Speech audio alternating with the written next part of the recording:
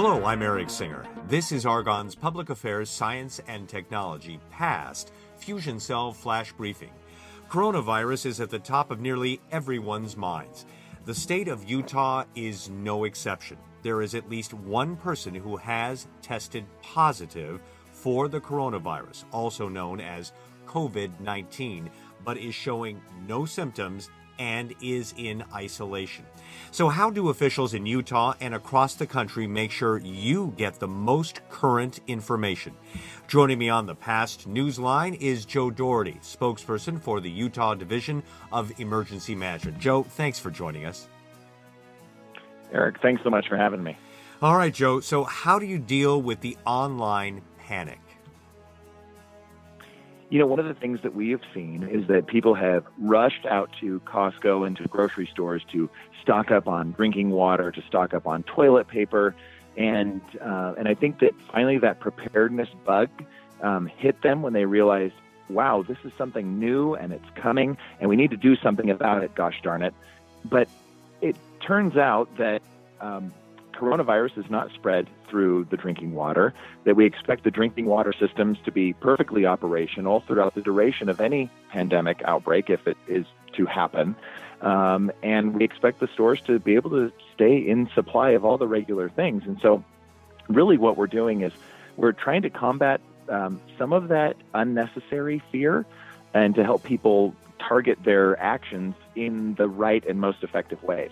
Now, what we do suspect is that most people are probably taking a very measured approach to this. They're trying to have discussions with their family members and friends and their employers about what does it mean if we are out of work for a couple of weeks and how will that happen?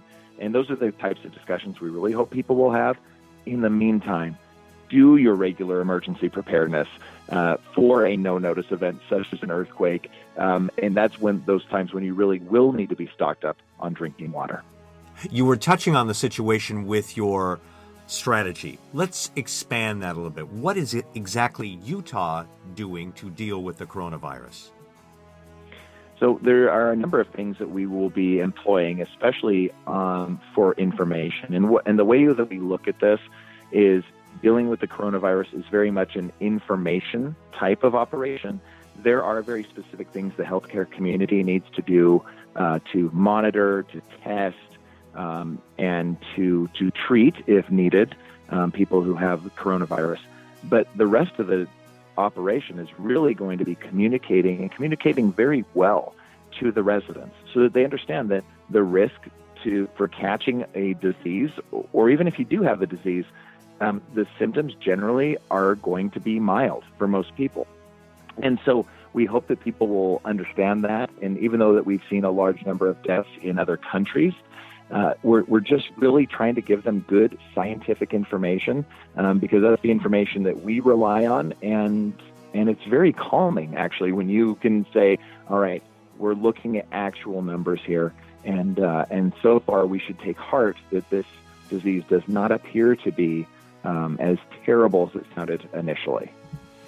All right, Joe, Utah has activated a joint information center. How long can it stay open? The COVID-19 situation could last weeks, possibly months.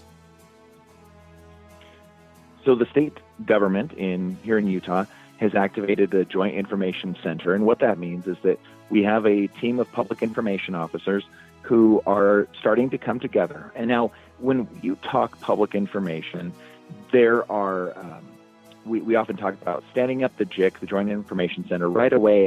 And we often imagine that it'll be this magically fully staffed center of people.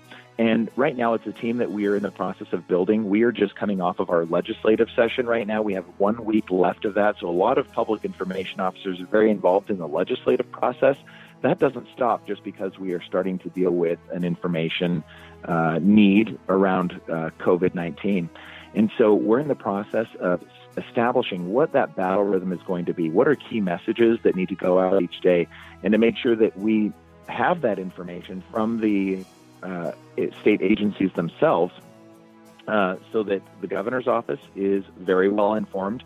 Our lieutenant governor has created a task force of some of his top leaders in public safety, emergency management, higher education, and public health, among others, to advise him and to help make some decisions that might need to be made down the road, but just to help keep him very well informed. But we need to make sure that public information officers are informed as well. And that's one of the roles that the JIC is going to have. Now, you asked, how long can it stay operational? The state JIC can stay operational as long as it needs to. I actually had a discussion with the governor's chief of staff today, and he said, yes, this is an all hands on deck operation right now, and so we do need the support from every state agency, which means that we have the ability to staff the JIC indefinitely. And finally, Joe, what would you like to say to the public in your state and beyond Utah's borders? One of the best things that people can do is really get to know your local public health authorities or your state public health authorities. So here in Utah, we created a website, coronavirus.utah.gov, and that will become the state's information clearinghouse, where people can get information about what the virus is, what the disease is, how to protect yourself, and what the status is of how many people are being monitored and treated. We just want to make sure that we're very transparent with all that information. So, like I said, coronavirus.utah.gov is one example of how to continue communicating with the public. We encourage people, please rely on the information from your science providers.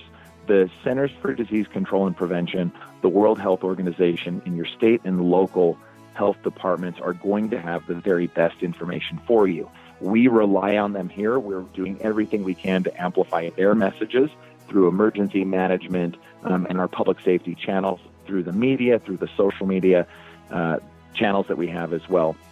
And just remember, there are people in government that are working very, very hard for you. They're working overtime because they want to make sure that people can respond appropriately during COVID-19. So feel free to check out coronavirus.utah.gov.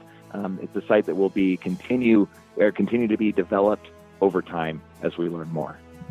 Joe, thank you so much for joining us to separate fact from fiction about the coronavirus. And that was Joe Doherty. He is the spokesperson for the Utah Division of Emergency Management. If you'd like to hear previous Alexa Flash briefings, just go to pastfusion.egs.anl.gov, hover over the toolkit on top of the page, and click on Flash Briefings. You can also check out classes that you may want to sign up for on the Past Fusion Cell site. Also, like the Argonne Past Fusion Cell Facebook page, or connect on Twitter and Instagram at Past Fusion Cell, and join in on the online conversations. I'm Eric Singer. See you next time.